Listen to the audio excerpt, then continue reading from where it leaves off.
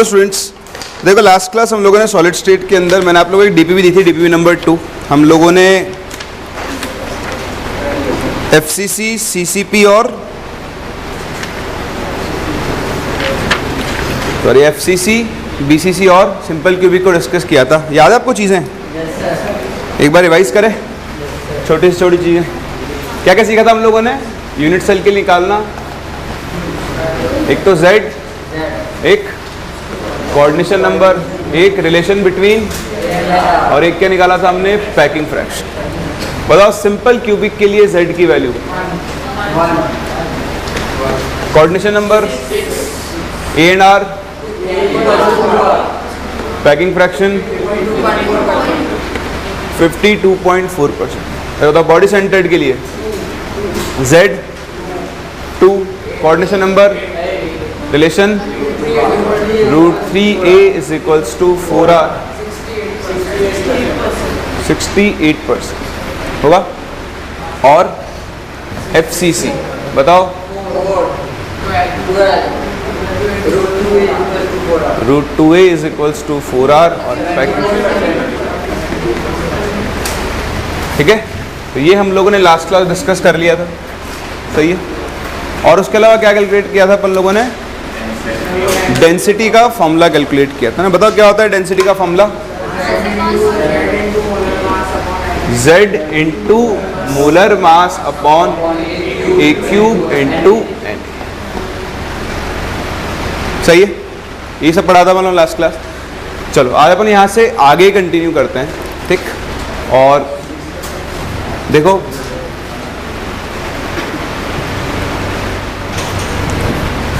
चलो, तो सबसे पहले तो आप लिखो आंसर्स डीपीवी नंबर 2 के। सॉल्व कर ली? बताओ आंसर्स बोलना शुरू करें। First B Bombay, second A, third नहीं है, थर्ड के मैं बता रहा हूँ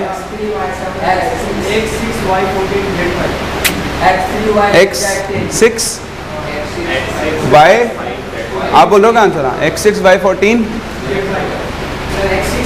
थोड़ा खिचड़ी हो गई।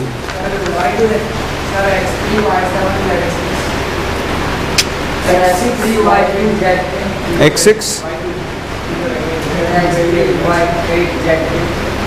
Z10, इतना सा गलत हो गया। X3 Y7 Z10 first, X3 Y7 Z10 हो गया। सेकंड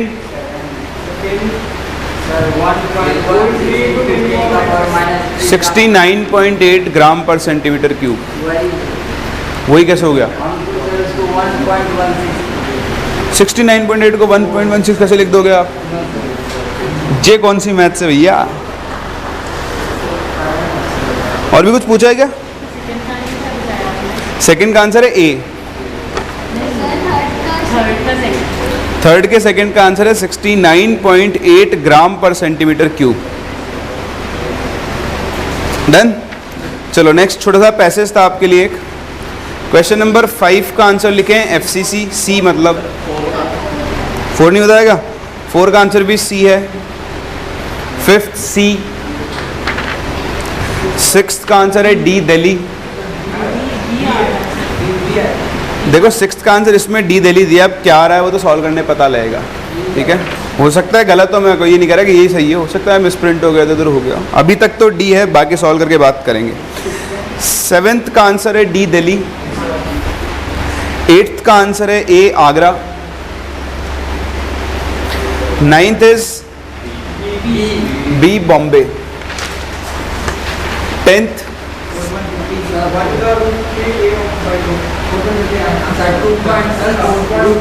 टेंथ का आंसर ए 4.50। देखा ना डीपीपी एक बार?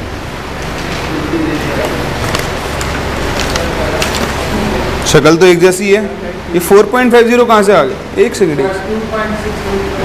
ये क्वेश्चन कैसे बदल गया 10th आपके में और मेरे में? ये क्या है? उत्तरी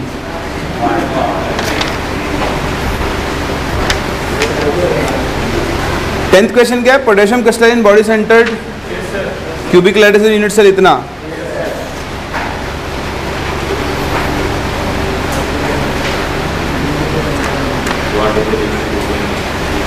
जी क्या हो गया? हाँ यार, ये तो क्वेश्चन बदल गए 2-3। ये कौन सी डीबीबी ला दी मेरे को इसने? है तो डीबीबी नंबर 2 ही। चलो जो आंसर्स हैं वो तो लिख लो कम से कम। 10th छोड़ दो भी 2 मिनट के लिए, इसमें 10th अलग बदल गया है। 11th का आंसर है सी। 12th, एक सेकेंड, 12th इसमें अलग है, 12th है ही नहीं इसमें, 12th भी छोड़ दो। 13th का आंसर लिखें सी।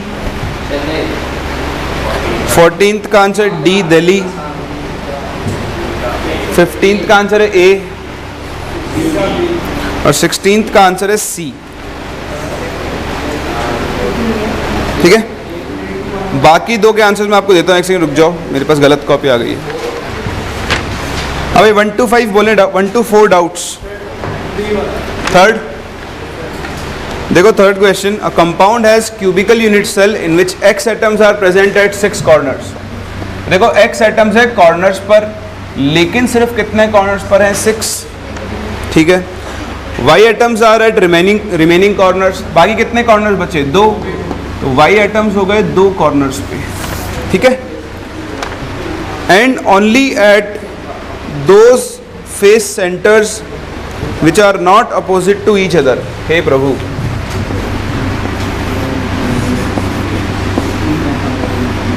तो देखो ये आपका क्यूब बना,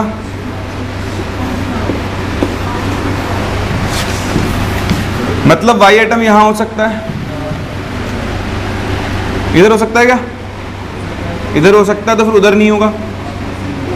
इधर हो सकता है, इधर हो सकता है, इधर नहीं होगा, मतलब ऑल्टरनेट फेसेस के ऊपर होंगे, है ना। तो प्लस 2 कॉर्नर पर और साथ में क्या है? 3 कहां पर हैं? फेस सेंटर पर। ठीक है भैया, आगे बढ़े। Z atoms are present at remaining face centre and body centre. तो देखो बाकी पर कहाँ है? इस पर Z होगा, ये पीछे वाले पर भी Z होगा और नीचे वाले पर भी Z होगा, और उसके अलावा एक बॉडी सेंटर पर भी Z होगा। तो बताओ Z का नंबर निकालो। 3 तो हो गया वो फेस सेंटर्स पर, और एक कहाँ पर होगा? Body centre. बोलो होगा ना? तो निकालना शुरू करें नंबर। बताओ x का नंबर कितना होगा? 6/8। हर कॉर्नर वाला 1/8 कंट्रीब्यूट करता है। बताओ y का नंबर कितना होगा? 2 × 1/8 प्लस 3 × 1/2। और z का नंबर कितना होगा? 3 × 1/2 प्लस 1। सही है, थोड़ा इसको सॉल्व कर लो। ये कितना हो गया? 3/4 y। 4 इसका एलसीएम आएगा 1 + 6, ये बन गया 7/4, और ये कितना बन गया? 5/2।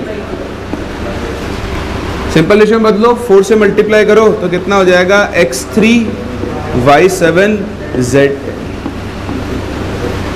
बोलो कर सकते हैं? कोई डाउट? नेक्स्ट कह रहा है density if edge length is 2 angstrom. तो देखो नेक्स्ट पार्ट तो फॉर्मूले पे वैल्यू रखनी है सिर्फ।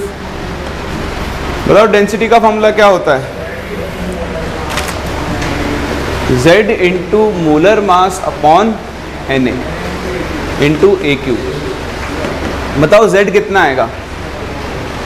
तो देखो x का नंबर तो आ गया 6/8 आएगा, प्लस बताओ इनका नंबर कितना आ गया? 7/4 प्लस 5/2। तो इन सबका एलसीएम कितना आएगा? 8। तो 6 प्लस 14 प्लस 20 कितना आ गया? 5। तो Z की वैल्यू कितनी हो गई इसके लिए? 5 × मोलर मास। तो देखो ये कंपाउंड का फॉर्मूला है।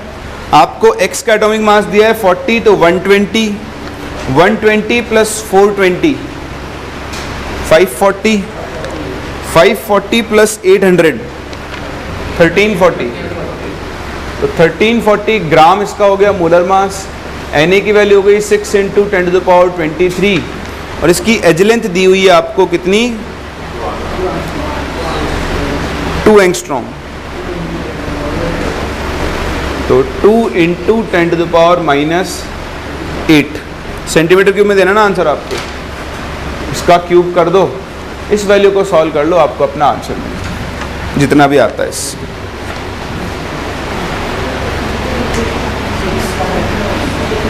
कर लेंगे? कोई डाउट? पूछना कुछ? नहीं? फोर्थ बताना है?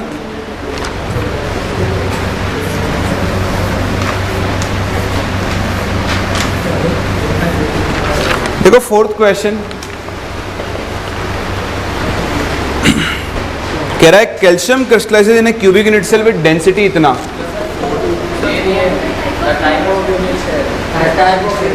वो लाइन ऊपर शिफ्ट हो गई, क्वेश्चन फोर्थ वहीं से शुरू है। एक बात बताओ, the type of unit cell का आंसर मतलब क्या है क्वेश्चन का? जब वो समझ में नहीं आएगा आपको? देखो ना वो लाइन जो लिखी हुई है ना, ये इसने गलती कर दी है, ठीक है? हाँ, डबल डबल नहीं है, जहाँ 69.8 मतलब जो क्वेश्चन दिखा ना आपकी डीपीपी देने को। अच्छा गायब है इसमें से, फोर्थ छोड़ दो, फोर्थ आपके लिए बोनस है।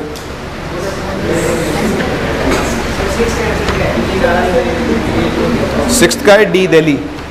वैसे आप फोर्थ क्वेश्चन कंप्लीट कर लो, बोलो लिखो फोर्थ में कैल्शियम क्रिस्टलाइजेज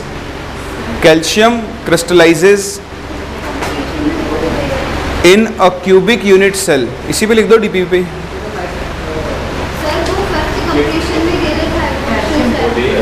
अच्छा हाँ यार,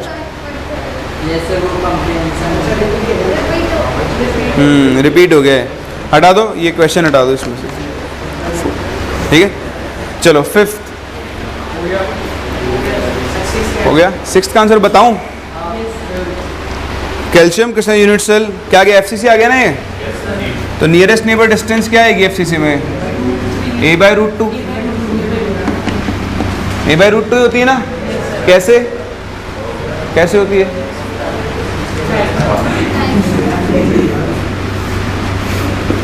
ये फेस सेंटर है और ये फेस डायगोनल, तो इसके अलोंग टच करता है, तो ये डिस्टेंस √2 है, तो ये डिस्टेंस कितनी होती है? a/√2, है ना? चलो कर लोगे इसको तो? एक सेकेंड, क्या फिफ्थ बताऊं? फिफ्थ में तो ये फॉर्मूला लगाना है, D = Z into m, calcium है तो 40 अपॉन a³, 437 पिकोमीटर है, पिकोमीटर 1 पिकोमीटर होता है 10⁻⁻12। इसको आप सेंटीमीटर बदलोगे तो 10⁻⁻10 सेंटीमीटर बन जाएगा, इंटू 10⁻⁻10 का क्यूब इंटू 6 इंटू 10⁻23। डेंसिटी दी हुई है 3.2। इसको आप सॉल्व कर लो, z की वैल्यू अप्रॉक्सीमेटली 4 आ गई, तो एफसीसी होगा, आ गया। उसके बाद इसके अगला पार्ट हो जाएगा a/√2 वाली वैल्यू से।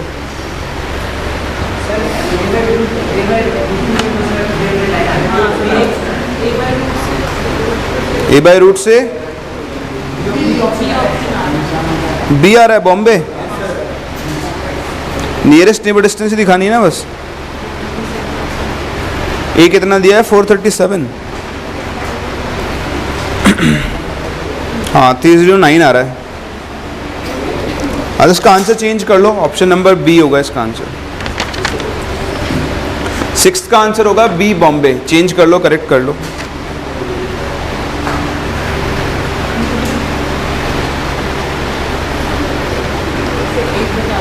हाँ एक सेवन तो हो गया होगा। क्वेश्चन नंबर 8th में देख लेते हैं। देखो 8th कह रहा है, if the metal is melted, density of the molten metal was found to be 3 gram per cc, what will be the percentage of empty space in the melt. ये शायद इसी का पार्ट है, ये 8th क्वेश्चन पैराग्राफ का ही part है। देखो 8th question paragraph का पार्ट है, ध्यान से देखना। आपको यूनिट सेल की डेंसिटी कितनी दी हुई है? 3.2 ग्राम पर सेंटीमीटर क्यूब। ऊपर पैराग्राफ के अंदर कह रहा है कि अगर मेटल को आपने मेल्ट किया तो डेंसिटी ऑफ मोल्टन मेटल जो थी वो कितनी आ गई है? 3 ग्राम पर सेंटीमीटर क्यूब। तो कह रहा है what will be the percentage of empty space in the melt, जो मोल्टन मेटल है उसमें एम्प्टी स्पेस कितना होगा। तो आप देखो अगर डेंसिटी कम हो रही है इसका मतलब उसमें एम्प्टी स्पेस क्या हो रहा है, बढ़ रहा है। अगर हम इससे कंपेयर करें तो आप देखो इसमें जितना भी एम्प्टी स्पेस होगा, मतलब अगर इसी के बराबर स्पेस होता है ना, 100% वो होता, तो आप क्या करते यहाँ से ये बोलते कि दोनों की डेंसिटी क्या आती बराबर। लेकिन अगर डेंसिटी कम आ रही है तो बताओ ये जो डेंसिटी में डिफरेंस आ रहा है ये किसकी वजह से आ रहा होगा।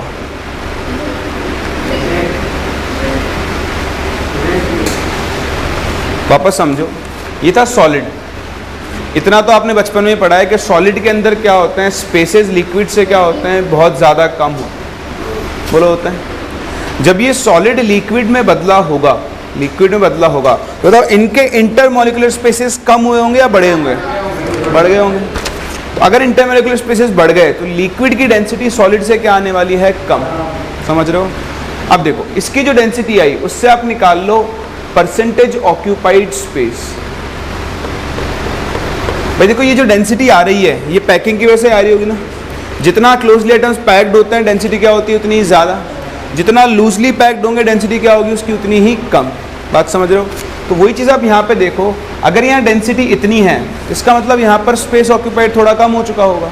तो आप निकाल लो परसेंटेज ऑक्यूपाइड स्पेस, कैसे, लिक्विड की डेंसिटी अपॉन सॉलिड की डेंसिटी इनटू 100।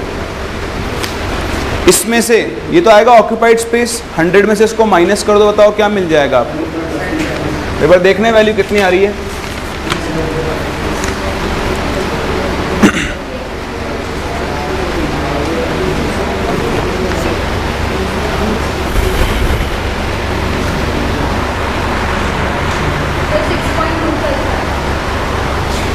ये value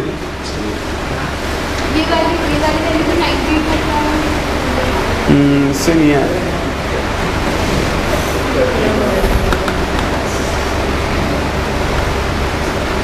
The metal is melted. Density of the molten metal was found to be 3 gram per cc.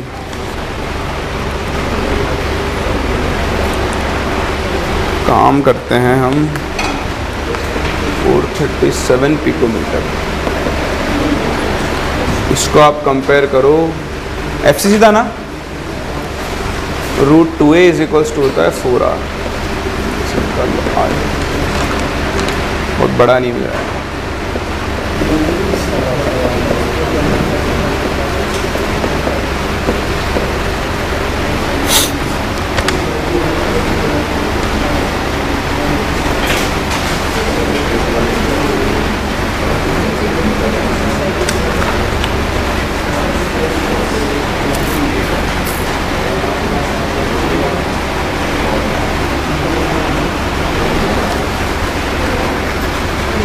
इसको आपको यार अलग तरीके से करना पड़ेगा।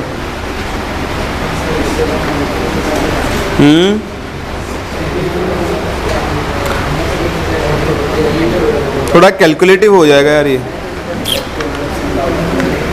डेंसिटी निकालो तो आता है मास अपॉन वॉल्यूम। मास हो जाएगा 40 × 1.66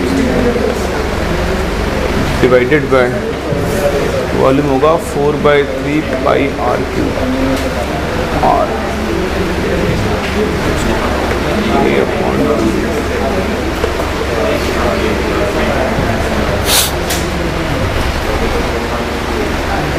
इसको आपको अलग तरीके से करना पड़ेगा, ऐसे नहीं होगा।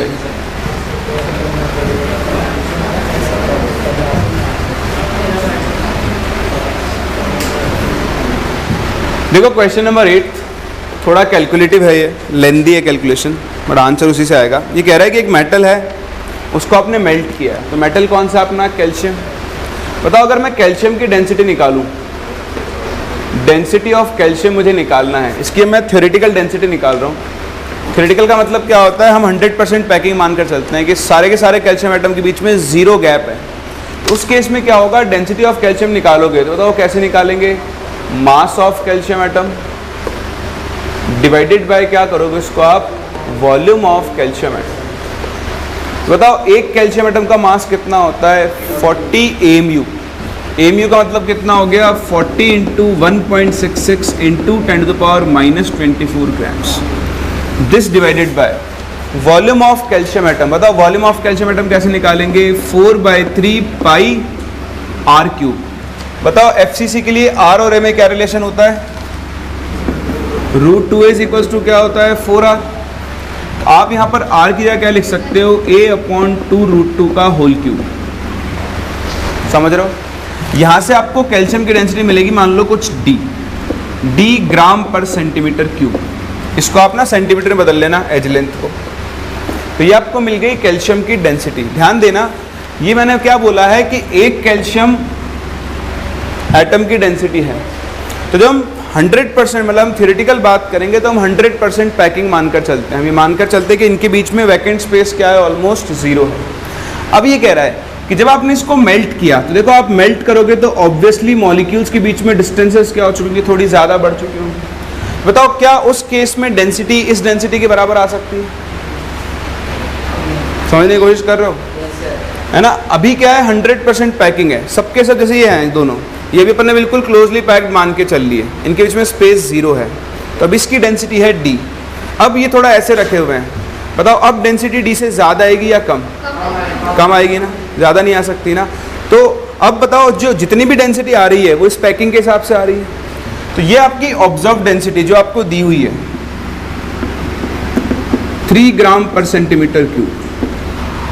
अब आप क्या कर सकते हो? परसेंटेज ऑक्यूपाइड स्पेस निकाल सकते हो। कैसे? ध्यान से देखना, कोई फॉर्मूला नहीं रटना, आपको खुद बना सकते हो। देखो यूनिटरी मेथड है।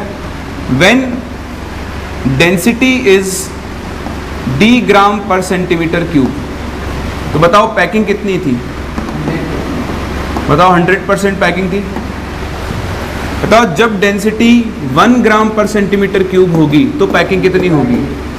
100/d। बोलो होगा?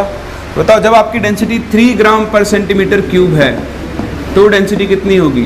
100/d × 3%। यानी ऑब्जर्व डेंसिटी को थ्योरेटिकल डेंसिटी से डिवाइड करके 100 से मल्टीप्लाई कर दो, आपको मिल जाएगा क्या? ये तो क्या मिलेगा आपको? Occupied space. बताओ अगर ऑक्यूपाइड स्पेस इतना है तो उसमें से 100 में से माइनस कर देना, आपको क्या मिल जाएगा? इसका वैकेंट स्पेस मिल जाएगा। बोलो बात समझ में आ रही है? किसी को डाउट है इसके अंदर? चलो ये अच्छा क्वेश्चन था, इसको आप हाईलाइट कर लें और कभी ऐसे क्वेश्चन मिले तो इनको आप थोड़ा ध्यान रखें। चलो अब मेरे पास सही वाली कॉपी आ गई है। 9th में डाउट है किसी को? 9th हो गया? डाउट है 9th में? नहीं। अप टू 16 डाउट्स बोले। अच्छा 10th का आंसर तो है ही नहीं, वो तो लिखना पड़ेगा, पूरा सॉल्व करना पड़ेगा। चलो 10th डिस्कस कर लेते हैं हम लोग। क्वेश्चन नंबर, हाँ 12th भी करेंगे। 12th का आंसर भी नहीं दिया है मुझे यहाँ पे, मुझे दोनों ही करवानी पड़ेंगे सॉल्व आपको। चलो पहले बात करते हैं क्वेश्चन नंबर 10th की, ठीक है? Potassium crystallise in BCC lattice. तो पोटेशियम बीसीसी लैटिस के अंदर क्रिस्टलाइज हो रहा है with unit cell length a 5.2 angstrom. इसके लिए जो आपको एज लेंथ दी हुई है वो कितनी दी हुई है? बताओ 5.2 एंगस्ट्रॉम दी हुई है। What is distance between nearest neighbours? तो बनाओ एफसीसी। एफसीसी कैसा होता है?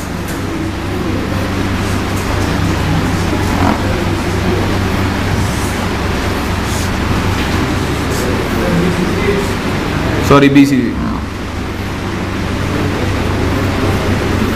तो देखो ये कॉर्नर, ये कॉर्नर, ये कॉर्नर, ये कॉर्नर, ये कॉर्नर, ये कॉर्नर, ये कॉर्नर, ये, और यहाँ पे कौन सा होगा आपका? बॉडी सेंटर होगा। What is the distance between nearest neighbour, then distance between next nearest neighbours. तो देखो आपको कभी भी किसी क्रिस्टल में नियरेस्ट नेबर ढूंढने हो तो अपना कॉर्नर आइटम से शुरू किया करो, थोड़ा आसान हो जाता है।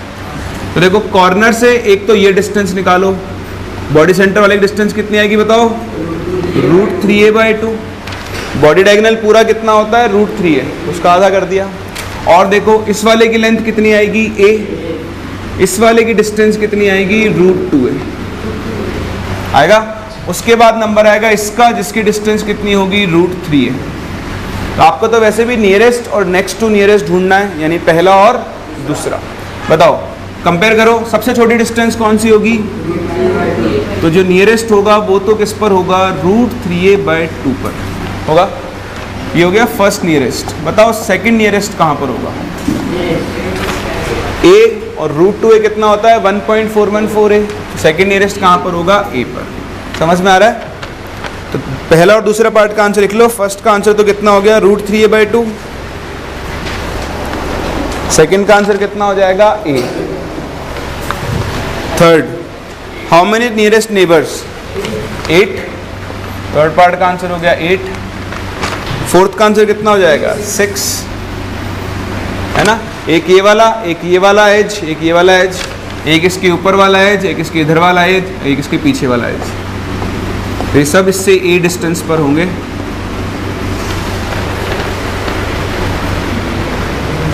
है ना? तो सी का आंसर हो गया 8, डी का आंसर कितना हो गया? 6। E, what is calculated density of crystalline के? बताओ डेंसिटी का फॉर्मूला क्या लगाओगे? Z into M upon A cube into Na। बताओ BCC है ना पोटेशियम, Z कितना? 2, मोलर मास कितना? 39, एज लेंथ कितनी दी हुई ना? तो 5.2 एंगस्ट्रॉम को सेंटीमीटर में बदलो, 10⁻⁻8 इंटू 6 इंटू 10⁻20। यहाँ से ग्राम पर सेंटीमीटर क्यूब में आपको डेंसिटी मिलती है। कर लोगे? 11th में डाउट है किसी को? 11th बताना। 11th, हाँ, पोटेशियम का 39 ही तो होता। देखो question number 11th,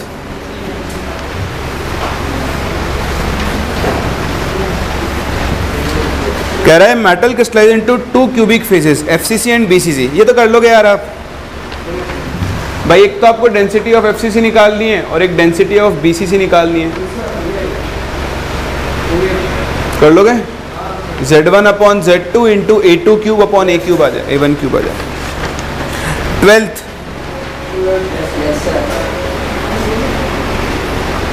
an FCC lattice has lattice parameter A equal to 400 picometer। किसका? 12th का? 10th का E आंसर कितना आ रहा है? 0.9। हाँ तो आ रहा होगा, इसमें आंसर है नहीं एक्चुअली। लिख लो 0.9 ही आ रहा होगा, देख लेना। देखो और 12th पे, calculate the molar volume of the lattice including all the empty spaces.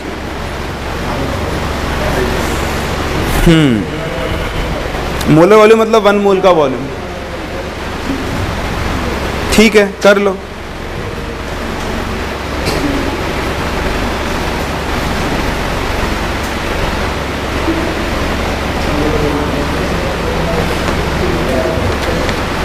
Empty space को भी इंक्लूड करना है। तो एज लेंथ हो गई 400 पिकोमीटर, यानी 4 इंटू ये हो गया 10⁻10 सेंटीमीटर।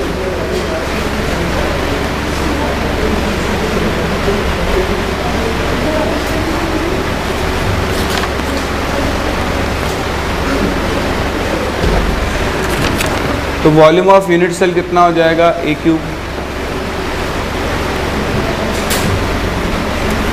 एक यूनिट सेल में कितने एटम्स होते हैं इसके? 4।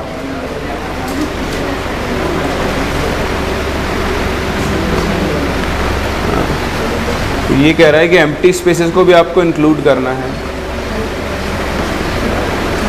तो यूनिट सेल का मोलर मास कितना हो जाएगा? 40 into 4।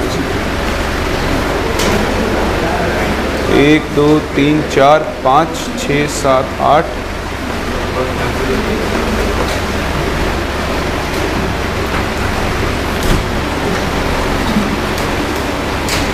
Calculate the molar volume of the lattice including the empty space. यार एम्प्टी स्पेस में तो पूरा यूनिट सेल ही काउंट हो जाएगा ना, फिर आपको इनका भी निकालना है और यूनिट सेल का भी निकालना है। तो काम करते हैं, इसमें डायरेक्ट ही वॉल्यूम निकालो यूनिट सेल का। वॉल्यूम आ गया A cube 64 into 10⁻30 centimetre cube. ये तो आ गया। अब आपको निकालना है मोलर वॉल्यूम। बताओ मोलर वॉल्यूम क्या होता है? वॉल्यूम ऑफ 1 मोल लैटिस होगा।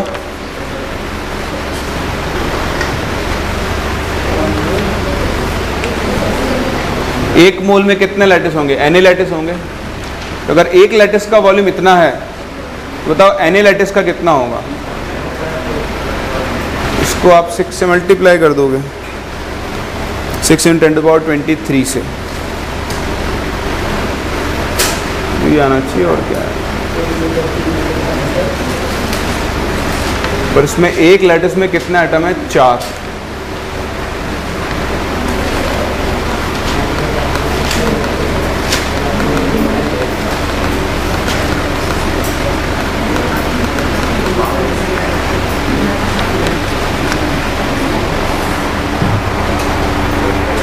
FCC lattice has lattice perimeter equal to molar volume to lattice including all the empty spaces, सारे स्पेस एम्प्टी स्पेस को भी इंक्लूड करने का। एच आ गया 4 × 10⁻⁻10, वॉल्यूम आ जाएगा A³। तो हम इस यूनिट सेल का वॉल्यूम निकालेंगे, एम्प्टी स्पेस तो आएंगे ही आएंगे सारे।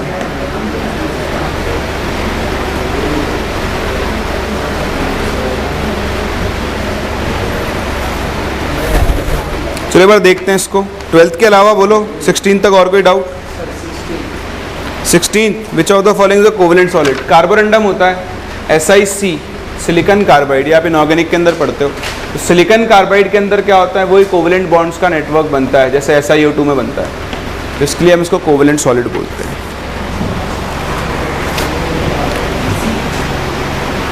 Calculate the molar volume of the lattice including all the empty spaces.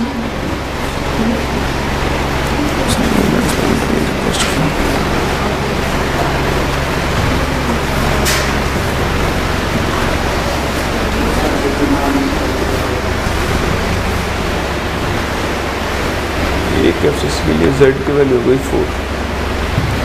4 atoms हैं, 4 एटम्स का अगर मैं वॉल्यूम निकाल लूँ, वॉल्यूम ऑफ एटम्स हो जाएगा 4 × 4/3πr। और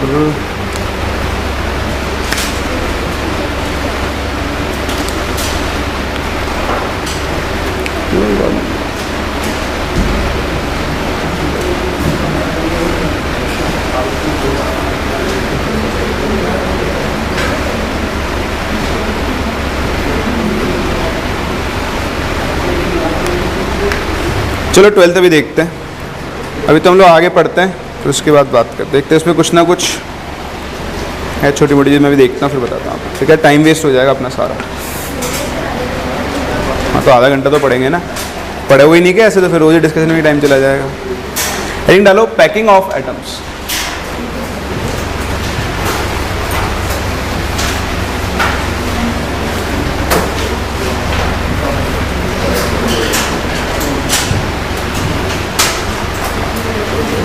क्लोज पैकिंग डालो, रादर नाम आप, क्लोज पैकिंग ऑफ एटम्स।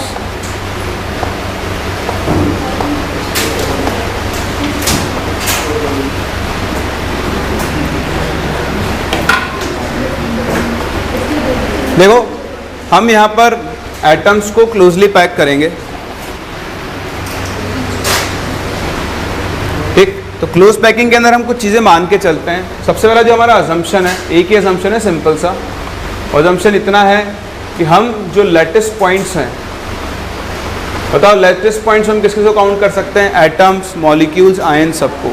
इन सबको हम स्फीयर मान के चलेंगे।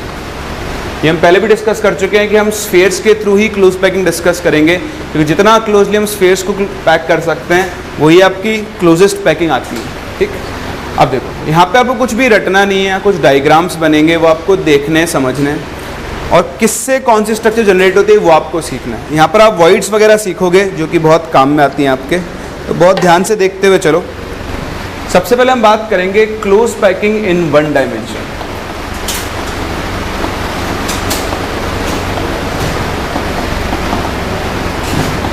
क्लोज पैकिंग इन 1 डायमेंशन, ठीक है। अब आप मुझे बताओ 1 डायमेंशन ही सिंगल डायरेक्शन की बात कर रहे हो, बताओ सिंगल डायरेक्शन में एटम्स को क्लोजली पैक करने के कितने तरीके हैं?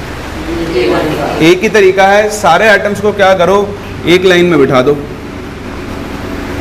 इसके अलावा और कोई तरीका नहीं है, सही है। तो अगर आप वन डायमेंशन में बात करो तो वन डायमेंशन में दो एटम्स के बीच में बताओ डिस्टेंस कितनी आएगी हमेशा? 2r। ये आपकी क्लोजेस्ट डिस्टेंस होगी जब आप पैकिंग कर रहे हो कौन से डायमेंशन के अंदर? वन डायमेंशन के अंदर। बनाओ।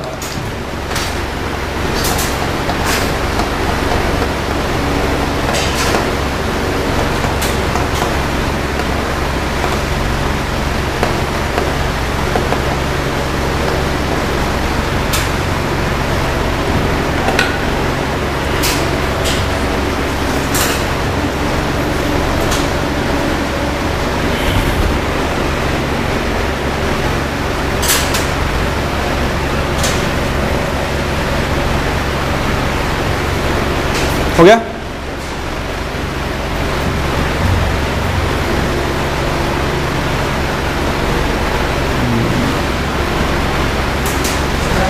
हाँ जी।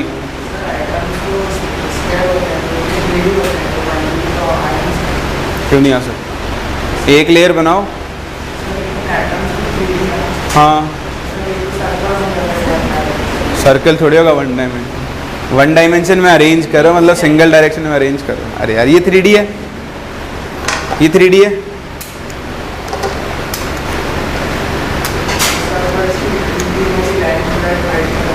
क्या? हाँ तो इनके होने दो ना, जो अरेंज किया अरेंजमेंट की तो एक ही डायरेक्शन है। अरेंजमेंट कितने एक्सिस के अराउंड चल रहा है? इसको कौन सी एक्सिस मानोगे? एक्स मान लो। क्या अरेंजमेंट वाई एक्सिस की तरफ चल रहा है? जेड की तरफ चल रहा है? एक ही डायरेक्शन तो चल रहा है। और जैसे अरेंज कर रहे हो उस डायरेक्शन की बात करना, उनको कैसे बिठा रहे हो? अरे एक चीज़ बताओ, 5 आदमी हैं, आपने उनको एक गोले में बिठा दिया, कि पांचों आदमी गोला बन जाएंगे? क्या इनकी खुद की शेप भी गोले की जैसी होनी चाहिए? आप तो वैसी बात कर रहे हो ना कि अगर एटम 3 डायमेंशन में है तो हम एटम की बात थोड़ी कर रहे हैं, हम तो उनको अरेंज कर रहे हैं। तो अगर हम एक ही लाइन में अरेंज करते जा रहे हैं तो सिर्फ वन डायमेंशन में अरेंज कर रहे हैं। हम इधर और इधर दोनों तरफ अरेंज करेंगे तो 2 डायमेंशन होगी, इधर इधर और इधर तीनों तरफ करेंगे तो क्या हो जाएगी? 3 डायमेंशन, है ना? ऐसे नहीं होता। खैर देखो, 2 डायमेंशन बहुत ध्यान से देखना। 2 डायमेंशन में अरेंज करने के हमारे पास 2 तरीके हैं। तो देखो, 2 टाइप्स ऑफ पैकिंग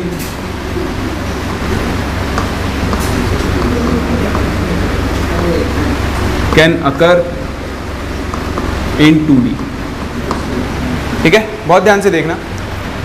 आप अरेंज करना शुरू करो। तरीका क्या है? जैसे मैं फर्स्ट लेयर लूँ, फर्स्ट लेयर मतलब अब हम क्या करेंगे? 2D लेयर बनाने का तरीका क्या है? ये एक सिंगल लेयर है वन डायमेंशन वाली, इसी के पीछे अगर मैं इसकी दूसरी लेयर रख दूँ या इसके ऊपर रख दूँ तो अब ये क्या है? 2 डायमेंशन में जाना शुरू हो जाएगा, है ना? ये मेरी पहली लेयर है, बहुत ध्यान से देखना। ये फर्स्ट लेयर,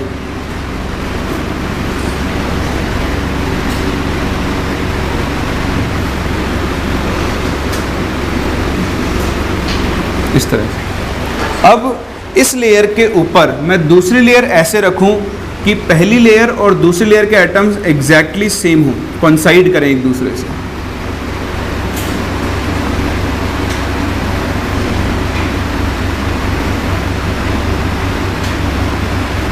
ठीक, ऐसे ही इसके ऊपर बनाओ।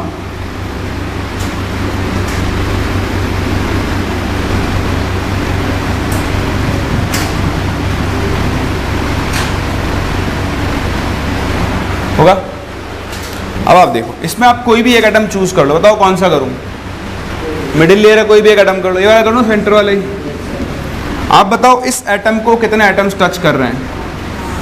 1 2 3 4। अगर मैं इनके सेंटर्स को मिलाऊं तो बताओ यहाँ पर क्या बन रहा है? एक क्या बन रहा है? स्क्वायर। इस तरह की पैकिंग को हम कौन सी पैकिंग बोलते हैं? Square close packing. रुक जाओ, लिख लेना, मैं टाइम दूंगा आपको लिखने। बोले समझ में आ रहा है? दूसरा तरीका क्या है? देखो दूसरा तरीका क्या है, आप फिर से एक लेयर लो। ये डायग्राम आप मेरे साथ साथ बना सकते हो चाहो तो, अभी उधर वाला छोड़ दो, ये मेरे साथ साथ बना लो, जगह छोड़ के पेज में।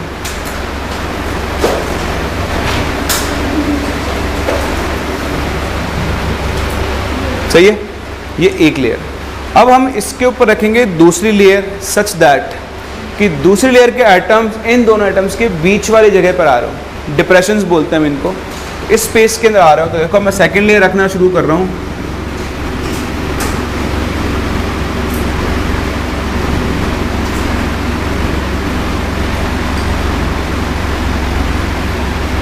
कुछ इस तरह से, सही है। फिर इसके ऊपर अगली लेयर रखूंगा जो इससे मैच कर रही होगी,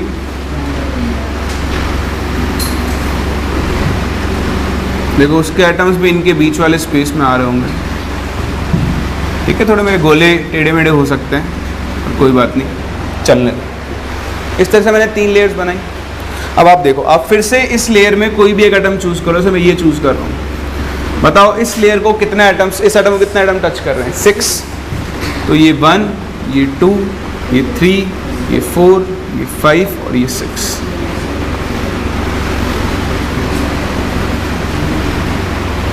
बताओ इस पैकिंग को क्या नाम देंगे, हेक्सागोनल क्लोज पैकिंग। बोलो कोई डाउट, समझ में आ रहा है? अच्छा बताओ एक बार और देखना सामने, बताओ अगर मैं इस लेयर को ए नाम दूं, इस लेयर को क्या नाम दूंगा, दोनों सेम ही तो है, ये भी ए, बताओ इस लेयर को भी नाम क्या दूंगा, तो ए टाइप। अगर आप 2 डायमेंशन में ए टाइप अरेंजमेंट ले रहे हो तो कौन सी पैकिंग जनरेट होगी, स्क्वायर क्लोज पैकिंग जनरेट होगी। बताओ ये ए बी ए, ये कैसा पैटर्न हो गया, ए बी टाइप। तो जब 2 डायमेंशन में ए बी टाइप आप रिपीट करते हो तो कौन सी पैकिंग जनरेट होती है, हेक्सागोनल क्लोज पैकिंग। बताओ स्क्वायर क्लोज पैकिंग का कोऑर्डिनेशन नंबर, बताओ हेक्सागोनल क्लोज पैकिंग का कोऑर्डिनेशन नंबर, सही है। अगर आप इसको थोड़ा बहुत थ्योरी फॉर्म लिखना है तो यहाँ पे लिख देना, इस पॉइंट के बाद, इसको लिखने के बाद, atoms are placed exactly above each other.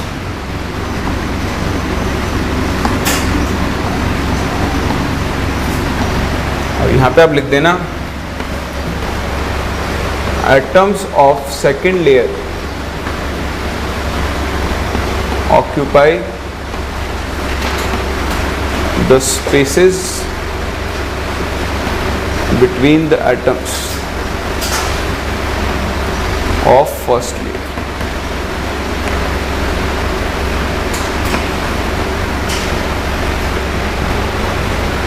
कर सकते हैं, फटाफट से कॉपी करो, फिर इसको हम 3 डायमेंशन में भी लेके चलेंगे।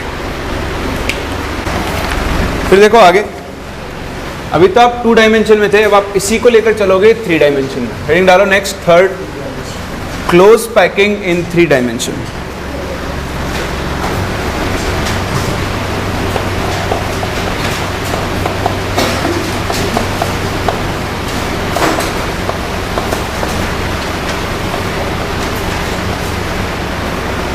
अब आप देखो, आपने क्या किया है, 2D में 2 लेयर्स जनरेट कर ली। बहुत ध्यान से समझना, हम यहाँ पे 2 तरीके से पैकिंग करेंगे, या तो हम सारी लेयर्स कौन सी यूज़ करें, स्क्वायर क्लोज पैकिंग। अभी आप देखो, ये एक 2D लेयर है, मतलब ये ऐसे, ये एक लेयर है आपके पास 2D लेयर, अभी 2 डायमेंशन में ही है। इस लेयर के ऊपर मैं अगली लेयर रखूँ, देखो अभी 3 डायमेंशन में शुरू हो गया है, एक और लेयर रखूँगा, एक और लेयर रखता हूँ, ऐसे पाइल बनता जाएगा ऊपर। तो 2 डायमेंशन में तो पहले से चल रहा है, और तीसरी डायमेंशन में होना शुरू हो जाएगा। अब आपके पास 2 ऑप्शंस हैं, या तो आप स्क्वायर वाली लेयर रखो और उसके ऊपर फिर स्क्वायर लेयर रखो, उसके ऊपर फिर स्क्वायर लेयर रखो, या फिर आप हेक्सागोनल लेयर लो, उसके ऊपर सिर्फ और सिर्फ आपको कौन सी लेयर रखनी है, हेक्सागोनल ही रखनी है। मिक्स नहीं कर सकते, ऐसा नहीं करेंगे कि स्क्वायर के ऊपर हेक्सागोनल रख देंगे और हेक्सागोनल के ऊपर स्क्वायर रख देंगे। अगर आपने स्क्वायर लेयर यूज़ किए तो सारी लेयर्स कैसे होनी चाहिए, स्क्वायर क्लोज पैकिंग वाली। अगर आपने हेक्सागोनल यूज़ किए तो सारी लेयर्स कैसे होनी चाहिए, हेक्सागोनल क्लोज पैकिंग वाली। तो आप लिखो, पहला हम यूज़ कर रहे हैं using square close packed layers, इसका भी first part, using square close packed layers. ठीक है, ये अभी आपको ना शुरुआत में थोड़ा अजीब सा लगेगा, पर जब रिजल्ट्स आ जाएंगे तो ये बहुत आसान होता है, बहुत सिंपल होता है। मतलब आप भूलना भी चाहो तो भी आपको ये याद रह जाएगा, इतना आसान होता है।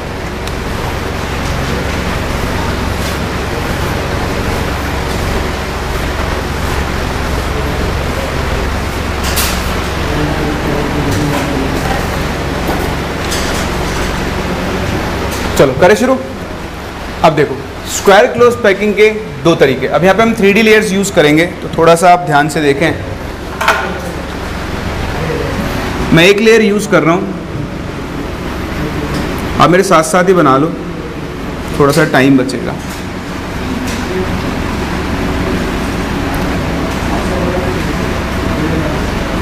देखो जैसे ये एक लेयर है, ठीक है, ये तभी कौन सी लेयर है 1D। इसको कन्वर्ट करते हैं 2D लेयर में। इसके जस्ट पीछे आइटम्स होंगे, बोलो कोई डाउट। इस लेयर को नाम दिया मैंने A। अब इसी लेयर के ऊपर आप कौन सी लेयर रखोगे, दूसरी। तो फिर से तरीका वही है आपके पास, आप क्या रखो, दूसरी लेयर को एग्जैक्टली फर्स्ट लेयर के जैसे ही बनाओ। मतलब सेकेंड लेयर के जो एटम्स हैं वो एग्जैक्टली फर्स्ट लेयर के एटम्स के ऊपर ही लाई कर रहा है। मतलब फर्स्ट लेयर का रेप्लिका बना दो ऊपर से वापस।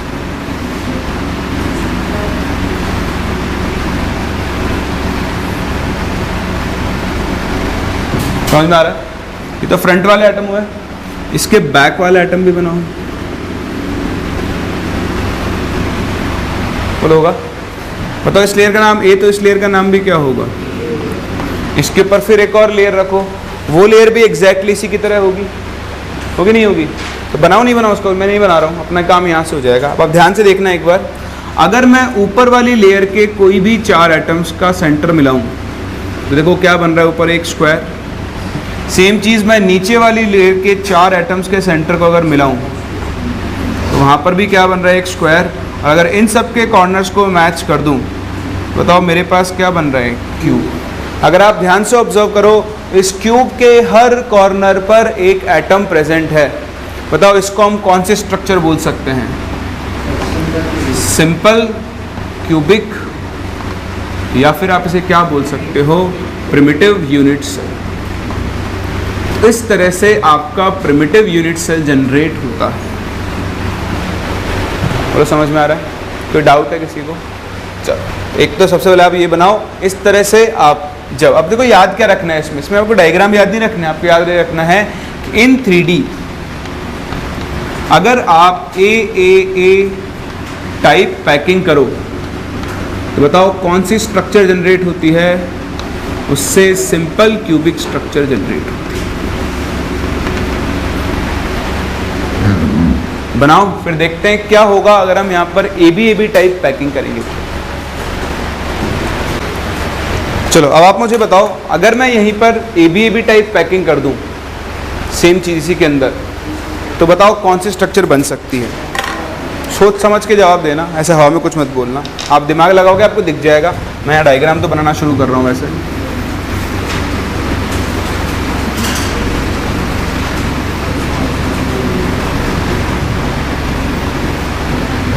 देखो ये एक लेयर है, इसको 2D में बना दो।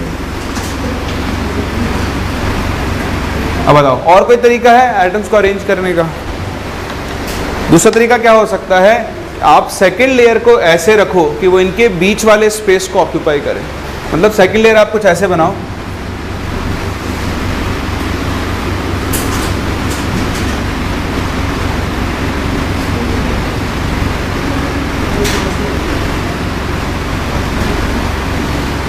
समझ रहे हो? फिर इसके बाद वाला पार्ट ऐसे रिपीट कर दो, इसके पास 2D लेयर। बताओ अगर मैंने इस लेयर को नाम दिया A, तो बताओ इस लेयर का नाम क्या होगा? B के बाद आप फिर से तीसरी लेयर A रखो, ठीक है। A जब आप रखोगे तो वो एग्जैक्टली फर्स्ट से मैच कर रही होगी।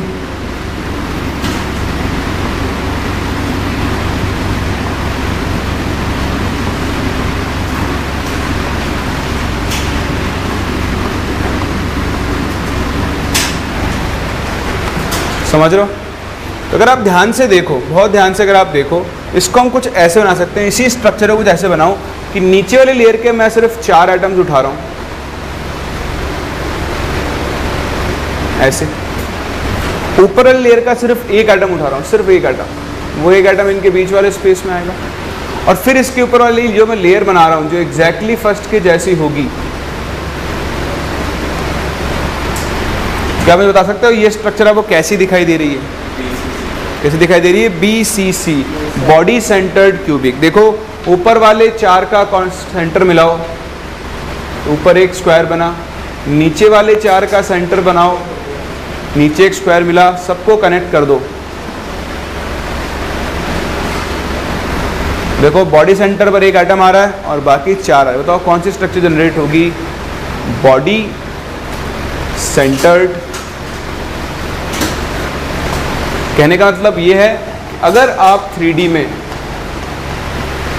इन 3D स्क्वायर क्लोज पैकिंग, ध्यान देना हम square close pack layers use कर रहे हैं।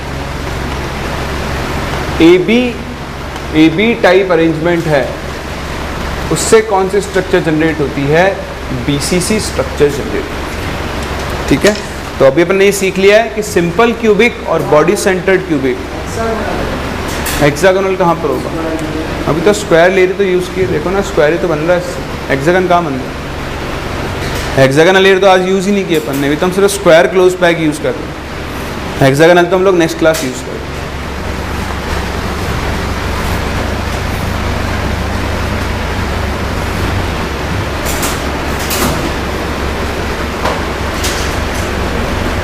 हो गया?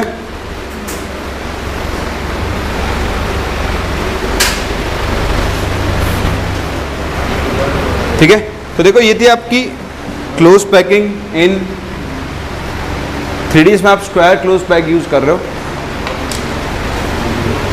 चलो एक और लेयर ले लेते हैं, एक पार्ट और कर लेते हैं, तो टाइम है अपने पास 5 मिनट का। ठीक है, तो यहाँ हमने यूज किए स्क्वायर क्लोज पैक लेयर्स। अब हम आगे बढ़ रहे हैं और हम कौन सी लेयर यूज करेंगे? हेक्सागोनल। इस वाले टॉपिक में सिर्फ आपको इतना से याद रखना है कि अगर square close pack layer use करके आप 3 डायमेंशन में AA टाइप पैकिंग कर रहे हो तो सिंपल क्यूबिक बनता है, और ABAB टाइप कर रहे हो तो क्या बनता है? बॉडी सेंटर्ड क्यूबिक बनता है। ठीक, हिंट डालो। नेक्स्ट सेकेंड पार्ट, अब हम पैकिंग कर रहे हैं using hexagonal close layer. Using hexagonal close packed layers.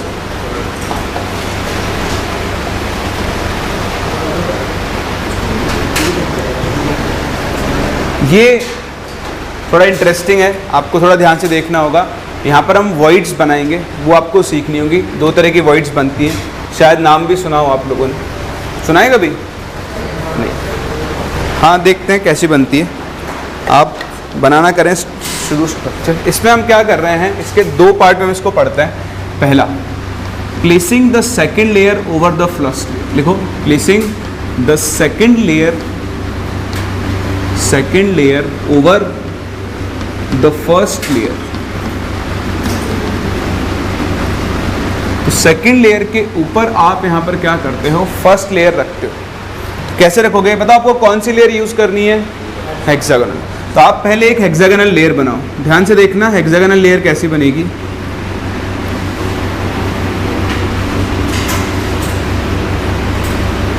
देखना हम इसको पहले 2D में बना रहे हैं। ठीक, तो क्या होगा?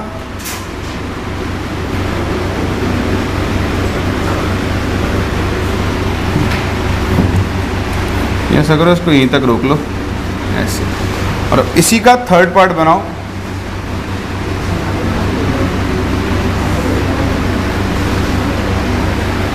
बोलो सही है? ये एक हेक्सागोनल लेयर है। एक सेंटर एटम को 1 2 3 4 5 6 एटम्स लगे। ये है आपकी फर्स्ट लेयर।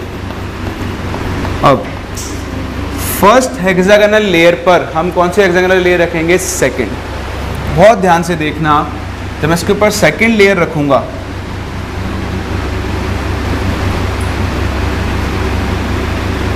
ठीक है, थोड़ा सा हो सकता है कचरा हो जाए, बट फिर भी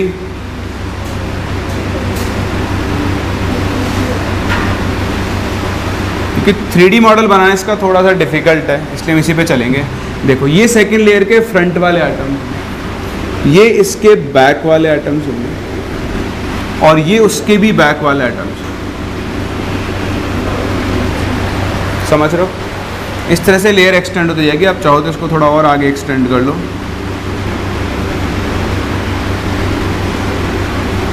इस तरह से। तो अगर आप बहुत ध्यान से यहाँ पर देखो, बहुत ध्यान से, तो आपको 2 तरह की चीज़ें यहाँ पे दिखाई देगी, 2 तरह के स्पेसेस, वैकेंट स्पेसेस। देखो ध्यान से देखना, ये 3 एटम्स और ये क्या है इनके बीच का स्पेस, इनके बीच के स्पेस पे आपने फोर्थ एटम रखा है। तो देखो मैं इसको ये पिंक कलर से दिखा रहा हूँ, ये वाला स्पेस, ये इधर ये बनेगा, इधर ये बनेगा, एक खाली स्पेस तो ये बन रहा है वॉइड स्पेस। दूसरा जो वॉइड स्पेस बन रहा है वो देखो यहाँ, ये नीचे वाले 3 एटम और ये ऊपर वाले 3 एटम, इन तीनों के बीच का गैप और इन तीनों के बीच का गैप, वो वैकेंट स्पेस बन रहा है ये वाला।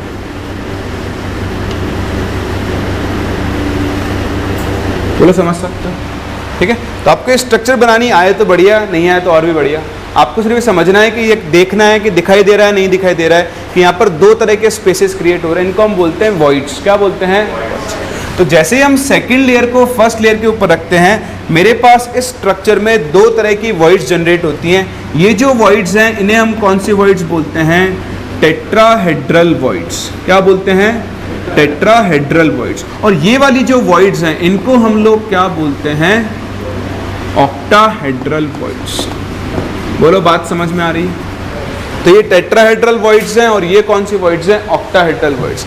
इन्हीं को जूम करते हैं और देखते हैं कैसे टेट्राहेड्रल और ऑक्टाहेड्रल वॉइड्स फॉर्म हो रही हैं। तो अगर आप बहुत ध्यान से देखो, जहाँ पर आपकी टेट्राहेड्रल वॉइड बन रही है, टेट्राहेड्रल वॉइड, उस स्ट्रक्चर में एक्चुअली क्या हो रहा है?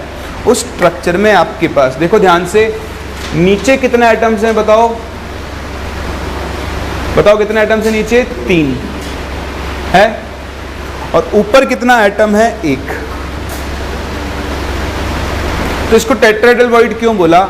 अगर आप नीचे वाले तीनों एटम्स के सेंटर को मैच करो तो देखो एक ट्राइंगल बनेगा।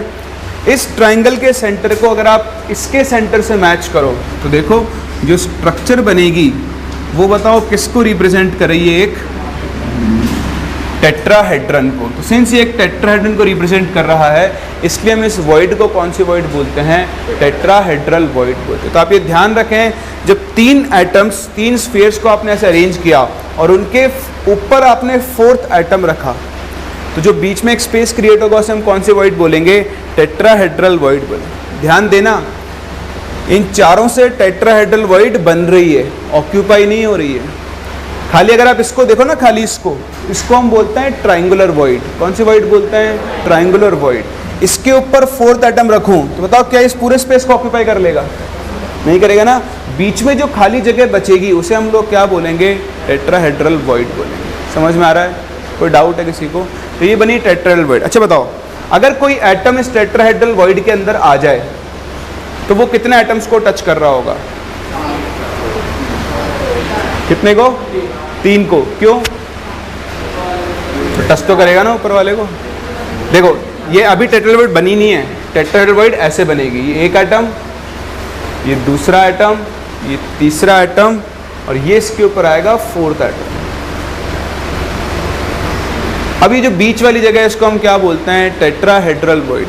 अगर मैं इसके अंदर एक एटम बिठा दूं, बताओ वो इन चारों को टच कर रहा होगा या नहीं कर रहा होगा? तो टेट्राहेड्रल वॉइड में अगर कोई एटम आएगा तो उसका कोऑर्डिनेशन नंबर कितना हो जाएगा? 4। ये चीज़ आपको ध्यान रखनी है। बोलो रख सकते हो? ऐसे ही दूसरी वाली वॉइड, जो कि कौन सी वॉइड है आपकी? Octahedral void.